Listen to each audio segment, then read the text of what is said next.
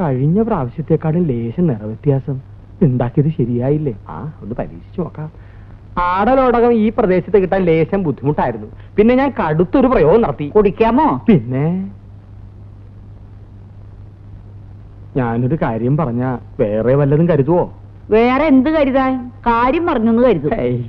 അല്ല, ഞാൻ എന്തെങ്കിലും പറഞ്ഞാൽ ഇദ്ദേഹം അത് തെറ്റായിട്ട് ധരിക്കരുതെന്ന് എനിക്ക് നിർബന്ധമുണ്ടേ. തനിക്ക് അത്രയ്ക്ക് നിർബന്ധമാണെങ്കിൽ ശരിയായി തന്നെ ധരിക്കാൻ പറ്റുന്ന കാര്യം പറയടോ. എന്തായത് ഇങ്ങനെ എല്ലാറ്റിനും തറുതല പറയണത്?